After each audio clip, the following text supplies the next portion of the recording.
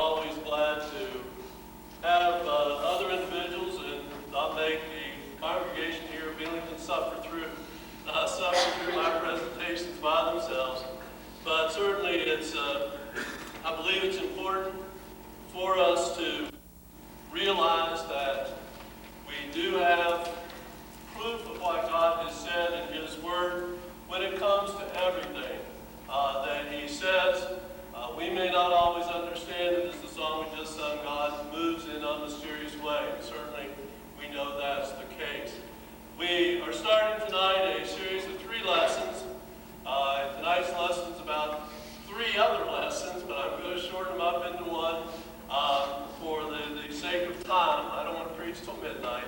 I don't think I have voice for that, but we will look at, in the 3 lessons, March, April, and May, the 3rd Sunday night of each month, we will look at some of the evidence for the scientific facts of the existence of the flood, of the ark, and of looking at geology around us. It's amazing, just here in West Virginia, that's all we're going to look at in that 3rd lesson will just be the geology that's visible here in West Virginia to confirm that indeed West Virginia was at the bottom of an ocean. And so we hope that you'll be able to come back and you'll be able to get something out of tonight's lesson as we examine the question of where did the water come from?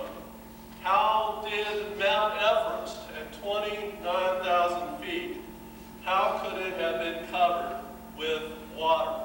Of course, we know that water is important to life, and we'll talk about that. And without water, life doesn't exist. But we also see that in the case of the flood, God used it as a punishment for mankind. And so we certainly see that the importance of this. And our text for this evening, and I want to go ahead and read that simply because Genesis chapter 6, verses 17 and 18, because it outlines what we're going to be talking about and how we'll finish up tonight's lesson. Verse 17 of Genesis chapter 6, and behold, even I, do bring a flood of waters upon the earth to destroy all flesh, wherein is the breath of life from under heaven, and everything that is in the earth shall die. But with thee, speaking to Noah, will I establish my covenant, and thou shalt come into the ark, thou and thy sons and thy wife, and thy sons' wives with thee.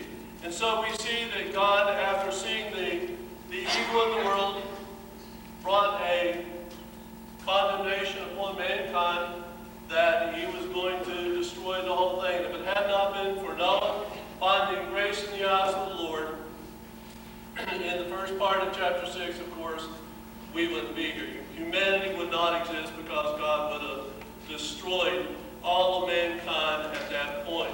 And so we see that it's a tremendous question. Did this flood actually happen? Did it happen the way the Genesis account tells us it did? Moses recorded by inspiration. Moses wasn't there. Moses didn't see the flood. And so he was only able to record that because of inspiration. And so we certainly need to realize that the world questions this. They're skeptics. Well, there's no way there was ever enough water to cover the entire globe, to cover all of the high mountains, including Mount Everest. And so we're going to look at a few things tonight that hopefully will show us that number one is possible just from what we can see in the world around us today. And I'm going to try not to get too deep into the weeds of the science because it gets fairly deep in some of these points. But I hope I can get enough across that you can see that just from what we know right now, and of course science is discovering new things every day. But one thing I want to start out and state this up front. You cannot take God, the miraculous actions of God, out of the story of the flood. You simply cannot do it. Because whether it's in the animals, how did all the animals get on the ark? We'll talk about that a month from now. We'll talk about the structural feasibilities and engineering of the ark and whether those animals could be on there and how they could have enough food and all that. You can't take the miraculous out just like Jesus fed 5,000 men with 5 loaves and 2 fishes.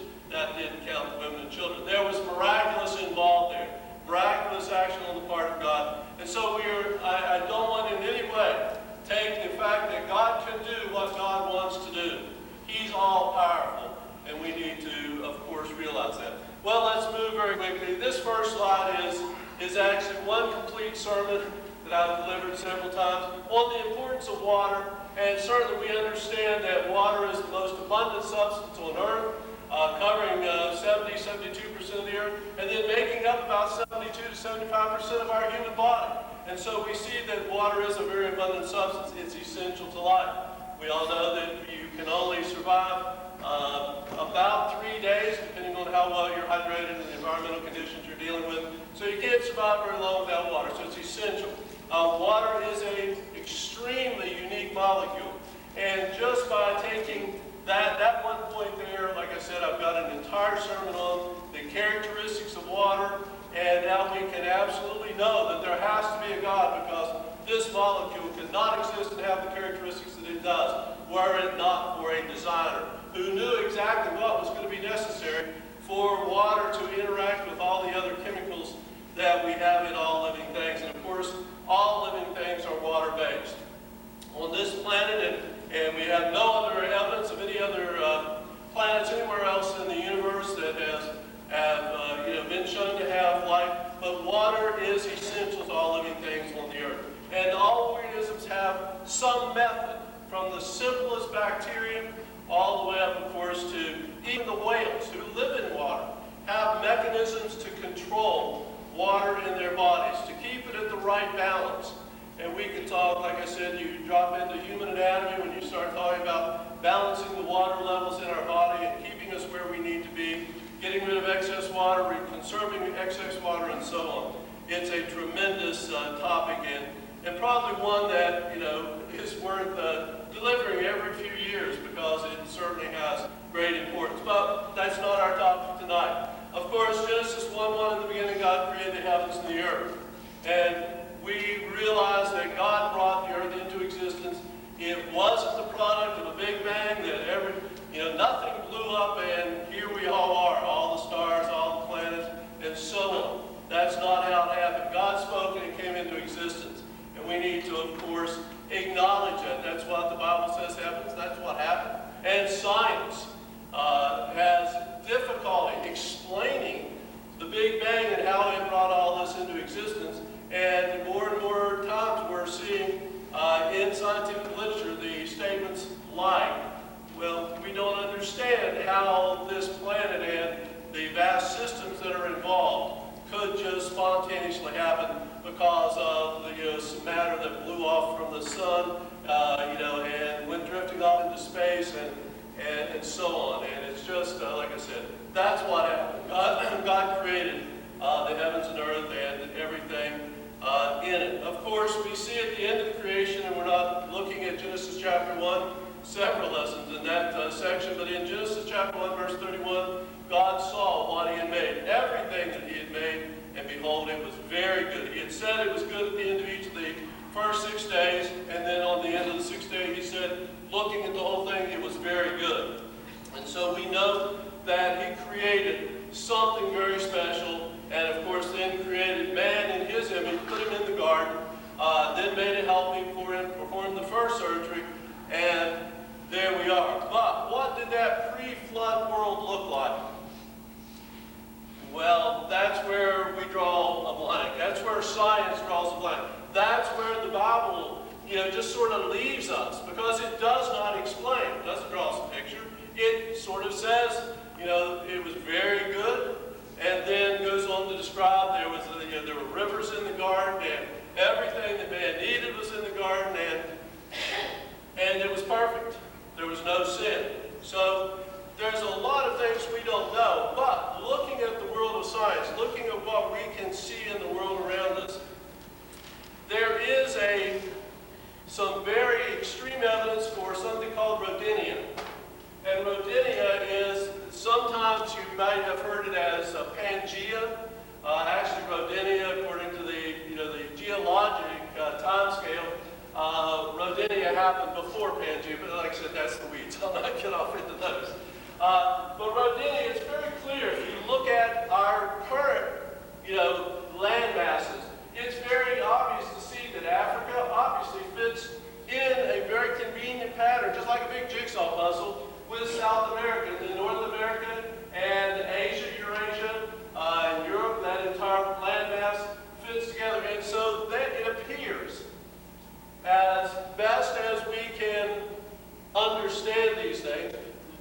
looking at the evidence that all of these land masses were together. Now, so what did Rodinia look like? Other than the fact that all the land masses were together, and why do we believe, and I believe absolutely that this was the pre-flood world. That's my opinion, okay? But that's what I believe it certainly looked like. We know that the pre-flood world, because of evidence, it was a tropical paradise. From top to bottom, north to south, North Pole to South Pole, it was a tropical paradise. There's no question about that. The fossil evidence, the geologic evidence, it's clear. And no one denies that. No scientist, no atheist scientist disagrees with that. There were rainforests in Antarctica, where now there is almost 100, not 100 miles, 1,000 feet of ice covering the landmass at the South Pole. Siberia, of course, there were daisies growing in Siberia, where today, if Russia wants to really be mean to their citizens, they ship them off to Siberia, where average temperatures are like 12 degrees or so. It's crazy cold up there. But at one point, Siberia had daisies growing. Very tropical climate. And of course, we even find the woolly mammoth there, which is a tropical, a warm weather animal, that when they found them frozen, they had daisies in their mouth and in their stomach. And Greenland, that landmass that, it's all covered with ice right now. And why in the world did they call it Greenland? The reason they called it Greenland because it was actually green. There are found below more than 1,000 feet of ice on the continent or the landmass of Greenland. These are pictures of specimens of plants. Now I realize you can't read them all from back there, and that's not the point.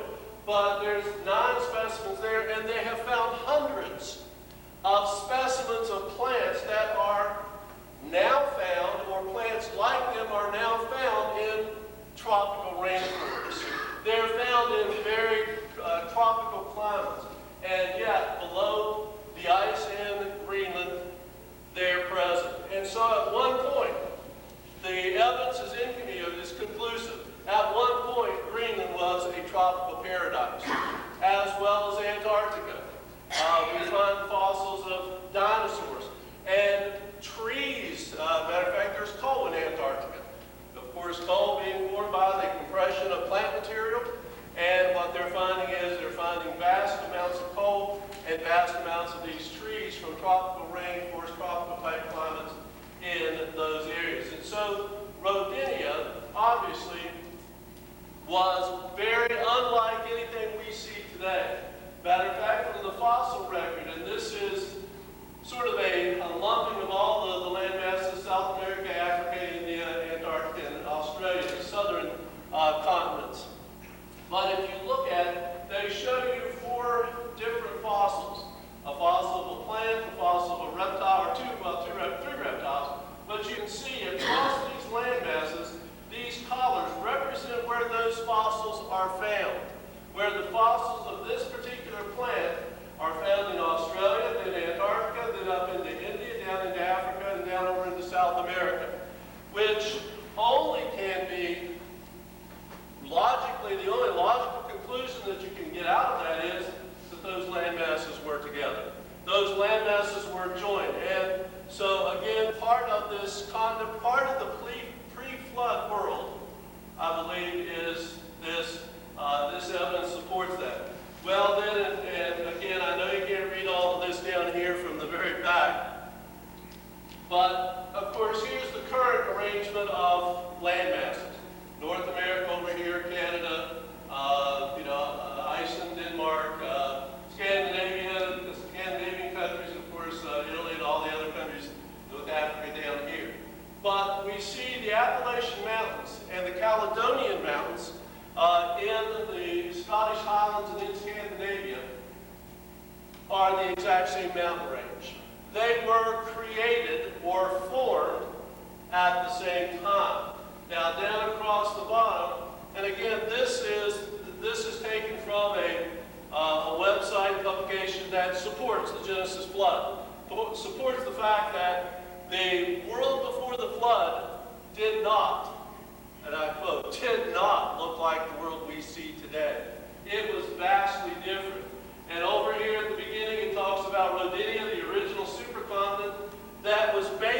flat. And it was all together, and it was in the center of the current world. Although there's some scientific evidence that says that it could have been even at the North or South Pole, and that the North and South Pole could have been tropical climates. They could have been very warm, very temperate climates. During the week of the flood, or during the early days of the flood, when the fountains of the deep broke open, as we'll talk about in a few minutes, that there were layers of rock put down. There were vast deposits of material that were put down on top of that. And then, over time, during that year of the flood, as things started obviously moving, mountains started to be pushed up. Once the mountains were pushed up then, and we'll look at that in the third lesson in this series, the geologic evidence, I can show you this very thing happening in Grant County, West Virginia. I can show you the rocks, and I can show you the fact that they're folded, just like if you took layers of Play-Doh, laid them out, and while they were nice and soft, pushed them together, and they just make a perfect little arch. And we can see that in a lot of places, especially where they had these huge road cuts for quarter-inch and other highways. And then, of course, after the fact that the mountains were pushed up, then the continents were separated at some point during that year of the flood, and of course that's how we now find those two mountain ranges that obviously were hooked together at one point are now separated. And so Rodinia, the supercontinent, in, again, my opinion, because it certainly fits with what God's Word describes.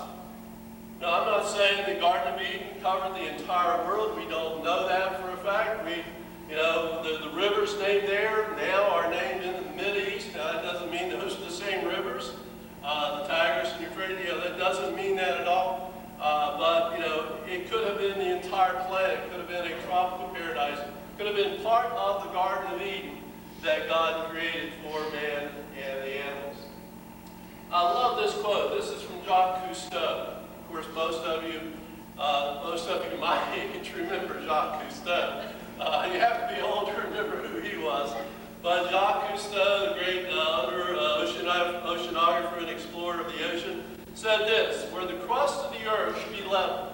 If you took all of the crust of the earth and leveled it out, so that mountain ranges with great mountain ranges like the Himalayas and ocean abysses like the Marianas Trench, you realize that the deepest place in the ocean is tall enough or deep enough that you take Mount Everest, turn it upside down, drop it down in, and it would disappear.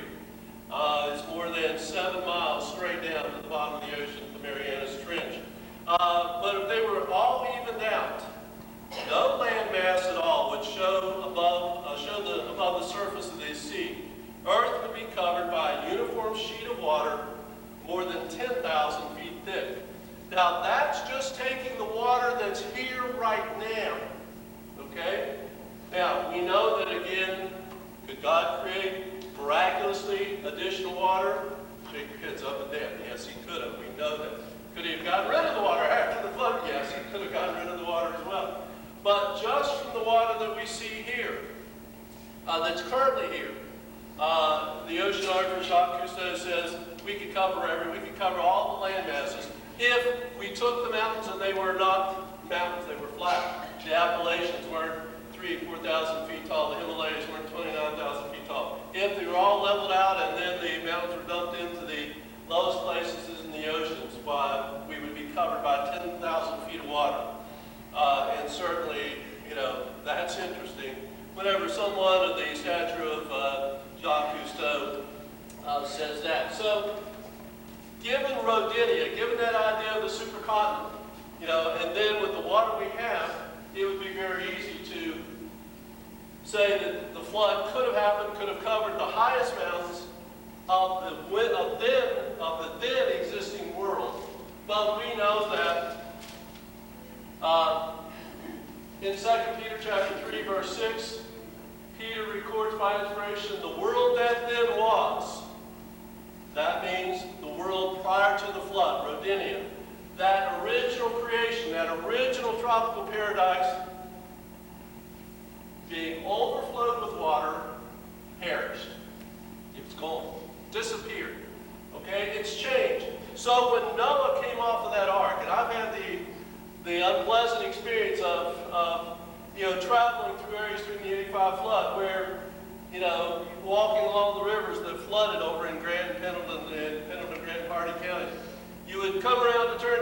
okay, I've seen all the devastation and washed away houses and all of that. And you go around the next turn and I don't know where I'm at. I have to turn back, look at the road, look at the stuff that was still there and realize where you were, and then you look back. The floods can be devastating.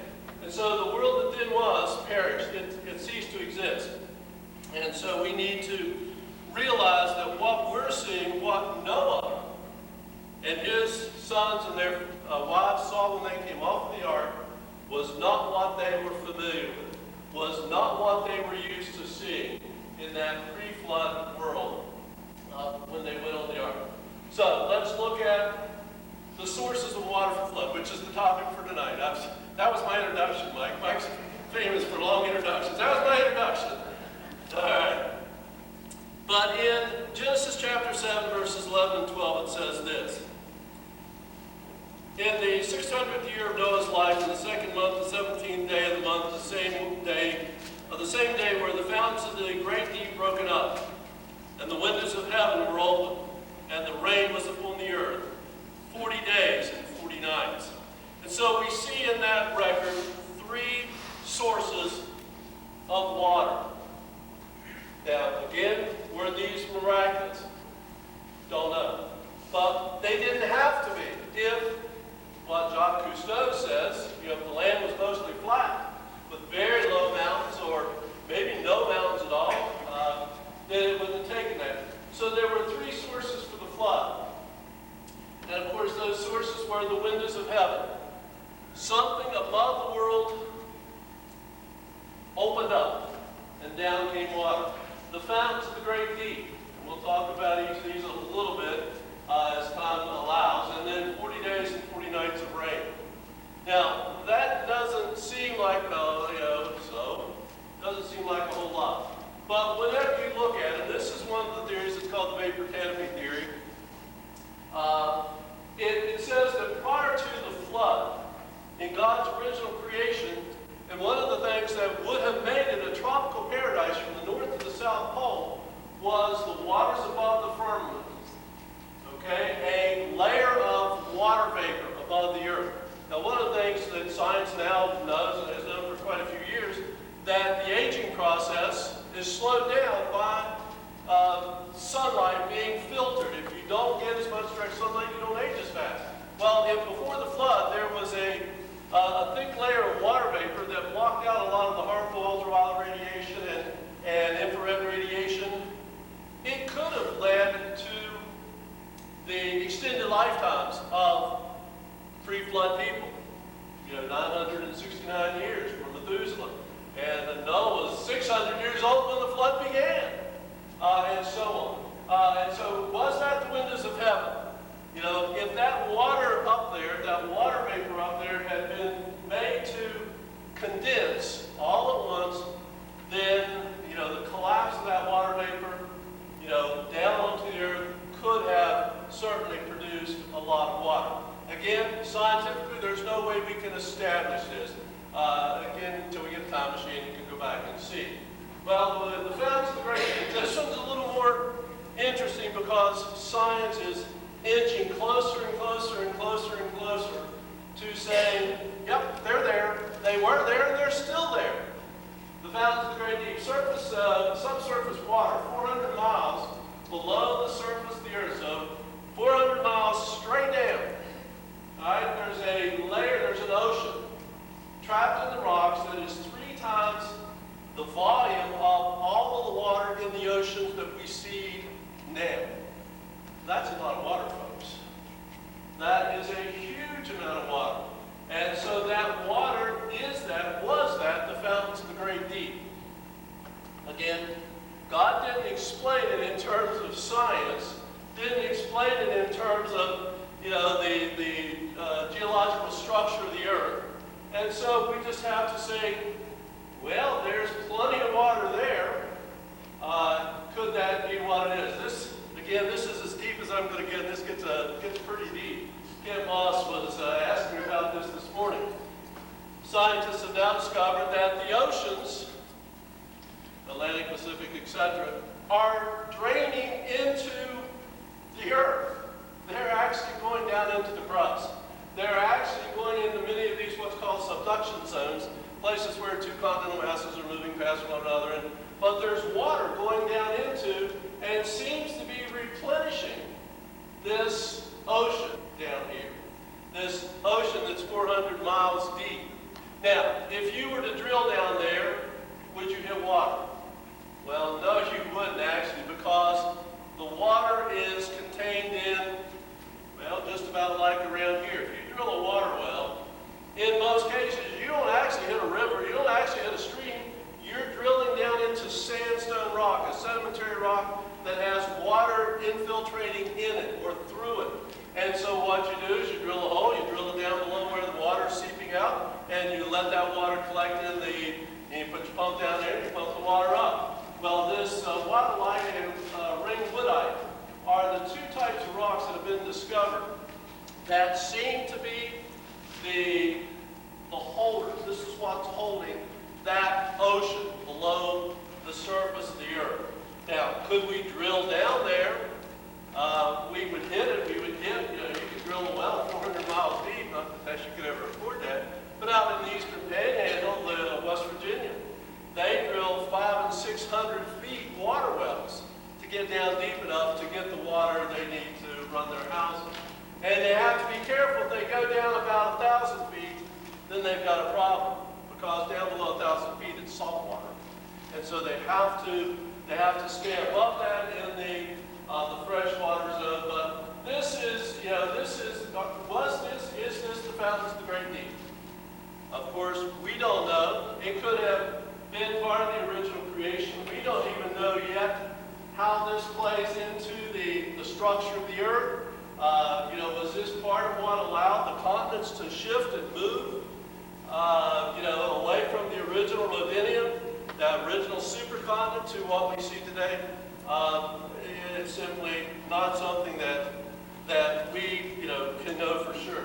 But we do know that the fountains of the great deep broke up, and some writers, some creationist writers and geologic scientists who are creationists believe that whenever the flood occurred, that the fountains of the great deep, as the landmass is split, may have literally ruptured under pressure, and there were huge fountains of water, 4, 5, 6, 700 feet tall, just massive gushes.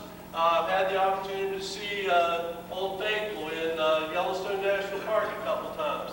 That's just a little bit of water. Now imagine that shooting up, maybe it shoots up about 100 feet or so. Imagine having a hole that was 10 miles wide and shooting water up 10,000 feet. The fountains of the great deep would certainly produce a lot of water. Well, let's move on. It rained 40 days and 40 nights. That couldn't produce a whole lot of water. Again, this slide, I know you can't see it back there, and I don't intend for you to. But this is record cloudburst events that have been recorded around the world. And most of them are from either India or Bangladesh, South America, a place where the monsoon season occurs. But in 1.5 hours, 7 inches of rain fell. 1985 produced almost 8 inches of water in Barber County in 24 hours. This fell in an hour and a half.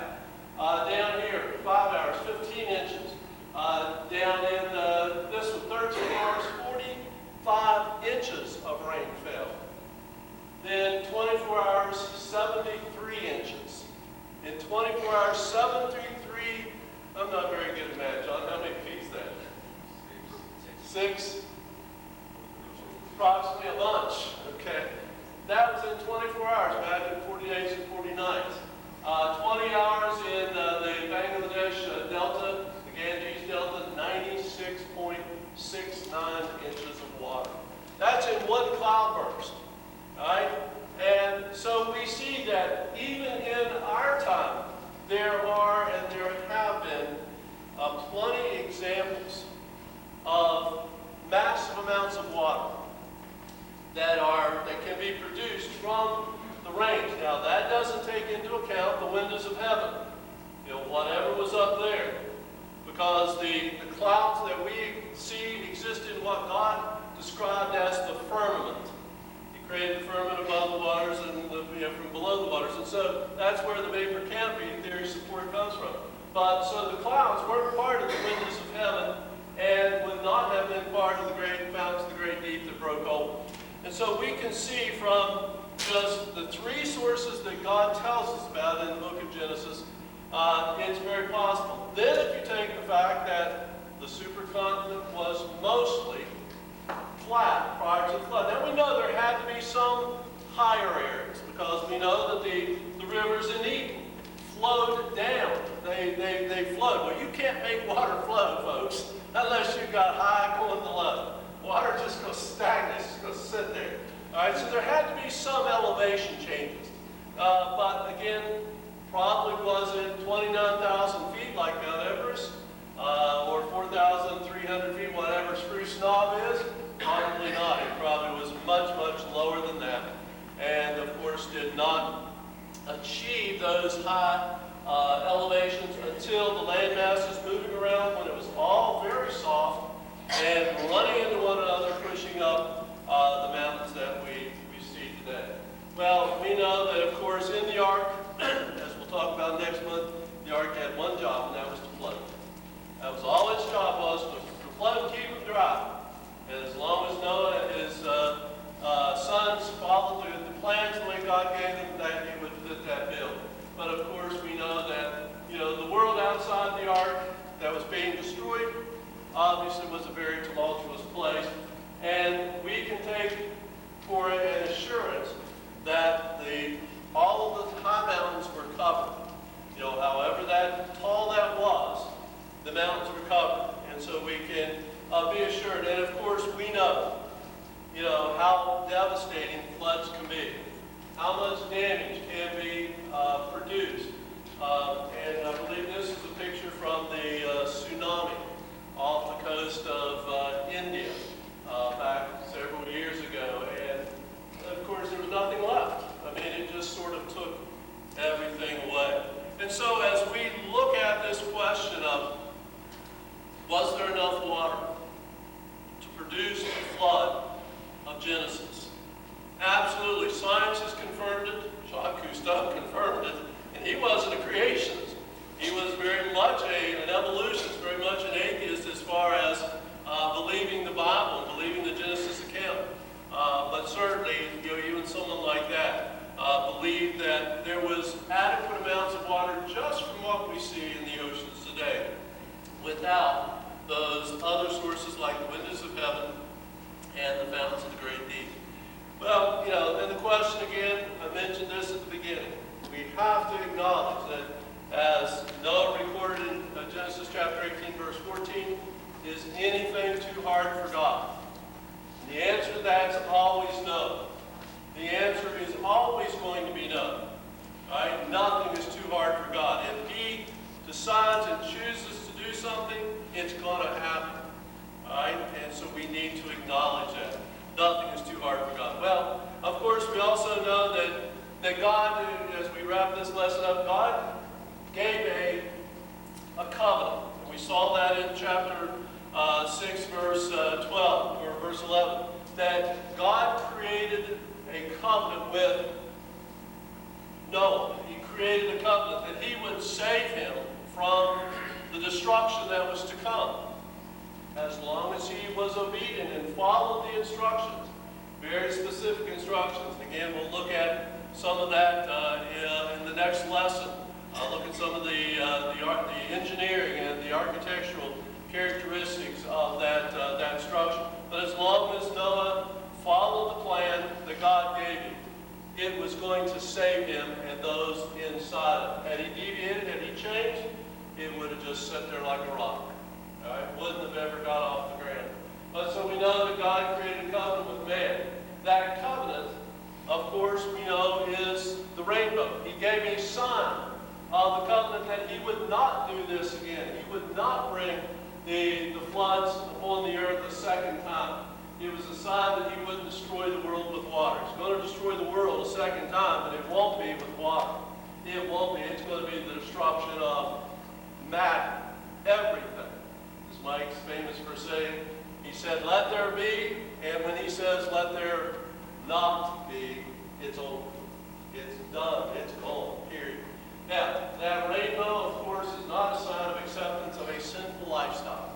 And unfortunately today, the rainbow, of course, has been co-opted, has been stolen, if you will, and taken from a covenant with mankind that he would not destroy the world by water, and of course being used to represent a lifestyle that God's never been pleased with. The physics, and I threw this in just because I'm not sure how I'd ever work this into a whole lesson, so I'll throw it in here. This is free. The physics of a rainbow are staggering. I mean, literally staggering. Because in order to have a rainbow, you have to have water. Water is absolutely necessary because it's the water droplets, the rain droplets that are the prism or the structure in which the light, the sunlight, radiant energy with Roy G. Biv, all the colors of the rainbow in it. Once it enters those raindrops, refraction occurs twice.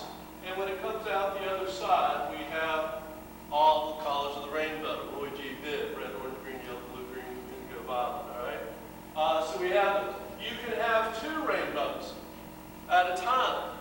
And the reason for that is the fact that there could be water drops at two different levels that the sun is hitting. If there's water drops at a higher elevation or an elevation that's higher but further back than the ones at the lower ones, then you're going to have possibly two different rainbows. And yes or no, maybe that's the right answer to the right question. No, you cannot find a pot of gold at the end of the rainbow because the rainbow doesn't end. It is possible to see a complete rainbow. A rainbow always would be a complete circle did it not run into the ground. It runs into the ground, but from an airplane there have been some very unique circumstances where the entire circle of the rainbow has been visible in photograph. It's a very unusual, very unique situation that has to happen for that to occur, but it can occur. So the covenant with mankind, with Noah that he would not destroy the world by water, a second time that rainbow, is also proof of God's creative design, because we could look at the reasons for the different colors of the white light. Plants prefer blue and green, blue and red light. They grow better under those colors of light. And then there's, I think God had to put some green in there to humble me because I can't see green. I don't see. It's called color blindness. I have very limited color in those especially the green. The red's pretty bad too. And so it's the physics of what has done. Well, as we wrap this lesson up, of course, the water that keeps us alive, that keeps our body active, that allows us to be able to function as a living creature. That same water, which is necessary for life, is necessary for salvation. Acts chapter 10, verse 47, when Peter was talking with Cornelius, the first Gentiles, and the Gentile conversion, after seeing the Holy Spirit coming into those individuals after he preached to them, can any man forbid water that these should not be baptized, which have received the Holy Ghost as well as we? And so we see by inspiration Peter telling the Gentiles, and of course we know that Cornelius and his household were baptized. It's still necessary for salvation because in the book of Acts 10 of the 11 examples of salvation, of conversion, mention water. Water was absolutely necessary. Jesus himself was baptized. We see that in Matthew chapter 3, verses 13 through 17. And of course, John the Baptist realized that when Jesus came, he knew who he was. He had recognized even before he was born. Before John was born, he recognized that Jesus was the Son of God while he was still in his mother's womb, Elizabeth's womb. And so he said, Jesus said, I want to be baptized. Where's John realizing, this is the Son of God. You need to be doing the baptizing. And of course, Jesus said, no, in order to fulfill all things, let it be so. And so he was baptized. And then, of course, we know that he himself taught at Mark 16, 15, and 16, that he that believeth and is baptized shall be saved. So water is, of course, still necessary. The question is, have you allowed the water of salvation to wash away the sins and to save you from the sin that, of course, if Adam and Eve had not sinned in the garden, we know that someone would have. We know that sin, is a choice. God allows the freedom of choice because He loves us. And so the question tonight is, as we conclude this first in this series, do you need to take advantage of the waters of baptism? Do you need to take advantage of the saving symbolism that, just like Noah was saved by the water that floated the ark, that flooded and destroyed mankind, and of course condemned all of mankind other than the ones in the ark? Today, waters of baptism, like in every case in the examples of conversion in the book of Acts, water was necessary, and it was a burial in water. If you've not done that, then you've not been added to the church. And if you've not been added to the church, then you're just like those individuals on the outside of the ark when the flood came. I'm sure they wanted in. Maybe we're knocking on the door, and it was too late. And it certainly will be too late when that second coming occurs. So we know that there's a great day coming. We know that there's a terrible day coming for those just like that flood. When the rains came, the fountains of the great deep broke open, and the windows of heaven opened up, and that rain started. At that point, it was too late. Just as it will be too late when the trumpet sounds and the entire human race sees Jesus coming back in the clouds for the second coming. This evening, if you've never obeyed Him, this is the opportunity. All things are ready. The great day is coming. Are you prepared? If you need the assistance of the church in any